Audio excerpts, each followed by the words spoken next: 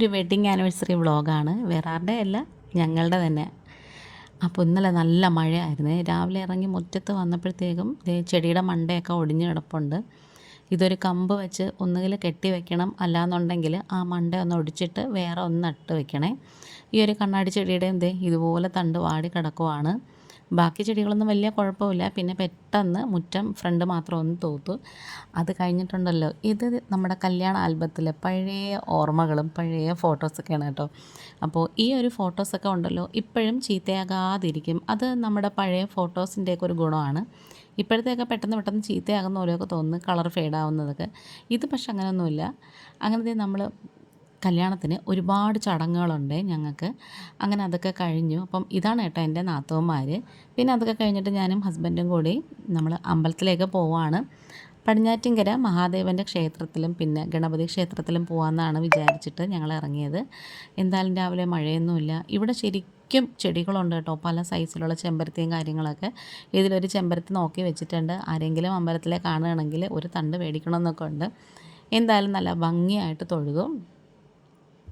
അതൊക്കെ കഴിഞ്ഞിട്ട് ഞങ്ങൾ ഗണപതി അമ്പലത്തിലാണ് പോയത്. പക്ഷേ ഇന്ന് ഉദയാസ്തമനം ആയതുകൊണ്ട് തന്നെ ഞങ്ങൾക്ക് ഉണ്ണിയപ്പം ഒന്നും കിട്ടിയില്ല.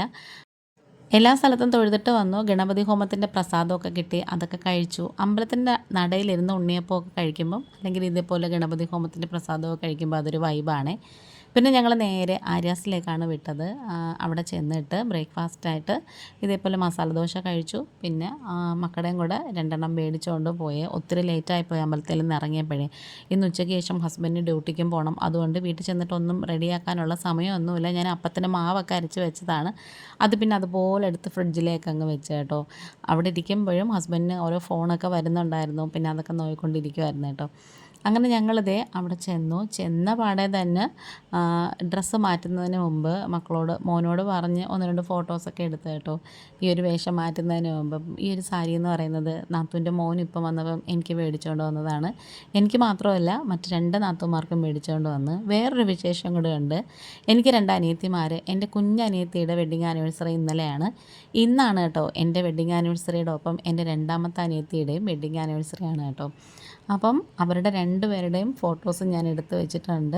ഇത് 2ാമത്തെ അനിയത്തിയാണ്, അവളുടെ ഫാമിലിയാണ്. ഇത് പഴയ ഫോട്ടോയാണ് കേട്ടോ. ഇപ്പം മക്കളുമാരൊക്കെ വളർന്നു. ഇത് കുഞ്ഞനിയത്തിയാണ്. കല്യാണം കഴിച്ചേക്കുന്നത് നമ്മുടെ സ്വന്തം കസിനാണ് കേട്ടോ. അതൊക്കെ കഴിഞ്ഞിട്ട് അമ്മയും ഞങ്ങൾ 3 പേരും കൂടി നിൽക്കുന്ന ഫോട്ടോസൊക്കെയാണ്. പിന്നെ ഞാനൊരു സിമ്പിളായിട്ടൊരു ടീ കേക്ക് റെഡിയാക്കി വെച്ചിട്ടുണ്ടായിരുന്നു. ഹസ്ബൻഡിന് അങ്ങനെ ക്രീമൊന്നും വെക്കുന്ന കേക്ക് അധികം താല്പര്യമില്ല എന്ന് പറഞ്ഞുകൊണ്ട് സിമ്പിളായിട്ടൊരു കേക്കൊക്കെ ചെയ്തു. അപ്പോൾ നമ്മുടെ വീഡിയോ വൈൻഡപ്പ് ചെയ്യാറായി. ഇഷ്ടപ്പെട്ട ചാനലൊന്ന് സബ്സ്ക്രൈബ് ചെയ്ത് സപ്പോർട്ട് ചെയ്യണേ. നമ്മുടെ ചാനലിൽ കുറേ വ്ളോഗ്സും റെസിപ്പീസൊക്കെ ഇട്ടിട്ടുണ്ട്. അപ്പോൾ അതൊക്കെ കണ്ടിട്ട് ഇഷ്ടപ്പെട്ടെങ്കിൽ നമ്മുടെ കൂട്ടുകാരിൽ ഒരാളായിട്ട് കൂടണം. അപ്പോൾ വീഡിയോ വൈൻഡപ്പ് ചെയ്യാറായി. ഇന്നിപ്പോൾ ഇത്രയേ ഉള്ളൂ. വേറൊരു വീഡിയോ ആയിട്ട് വേഗം തന്നെ വരാം. വീഡിയോ കണ്ട് സപ്പോർട്ട് ചെയ്യണേ. Thanks for watching.